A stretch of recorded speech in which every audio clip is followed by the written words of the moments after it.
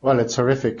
These poor people, 400 of them had fled from the northern Gaza Strip last night, seeking refuge because they were no longer safe in their homes.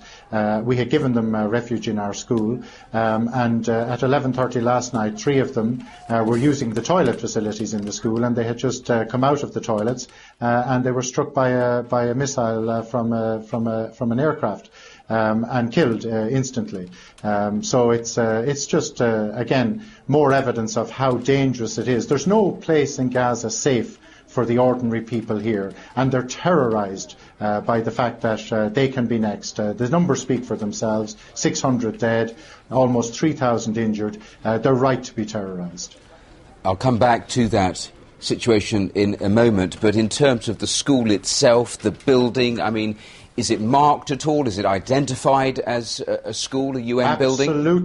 Absolutely. We have provided the GPS coordinates of every single one of our locations. They are clearly marked with UN insignia, flags flying, lights shining on the flags at night, and so on. It's very clear that these are United Nations installations.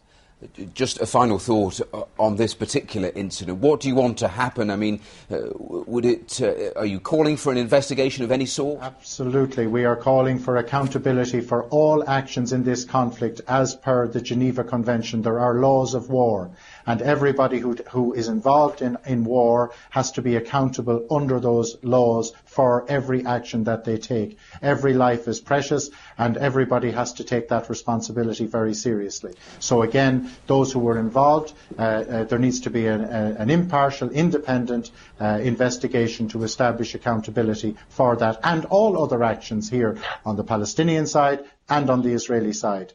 Now, you were talking about the general situation for the civilian population. Let's concentrate on that now. Just how grave is the situation? You're there on the ground. Just describe to us what it is like for an ordinary Palestinian living through this. Well, firstly, they are petrified, terrified, because they know they're not even safe hiding in their own homes. There's 1 million people without electricity, 750,000 without water.